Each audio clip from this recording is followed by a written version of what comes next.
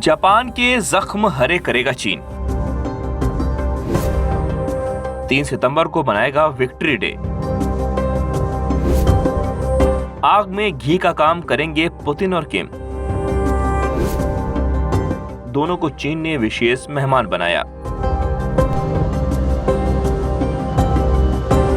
3 सितंबर की तारीख दुनिया में एक नए ध्रुव के ललकारने का ऐलान बनने जा रही है। चीन की सरजमी पर रूसी राष्ट्रपति पुतिन और उत्तर कोरिया के सैन्य तानाशाह किम जोंग एक साथ नजर आएंगे और इनकी मौजूदगी ने जापान का पारा 7वें आसमान पर पहुंचा दिया। दरअसल 3 सितंबर को बीजिंग में विजय दिवस परेड मनाया जाएगा। इस दिन चीन उन सैनिकों और लोगों को याद करता है जिन्होंने सेकेंड वर्ल्ड वॉर के दौरान जापान के खिलाफ जंग लड़ी और चीन की जीत को संभव बनाया। इसे चीन की जीत के रूप में देखा जाता है। इस साल की विजय दिवस परेड खास इसलिए है क्योंकि ये जापान पर जीत की 80वीं वर्षगांठ है और इस मौके पर चीन एक भव्य सैन्य परेड कर रहा है।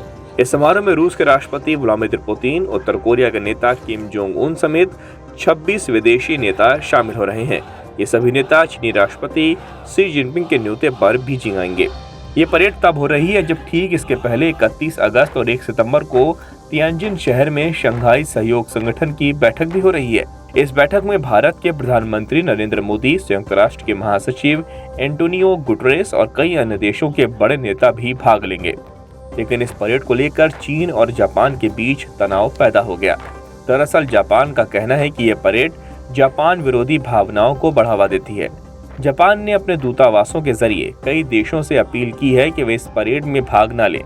जापान को लगता है कि इस तरह के आयोजनों से पुराने जख्म फिर से हरे हो जाते हैं और दोनों देशों के रिश्तों पर बुरा असर पड़ता है।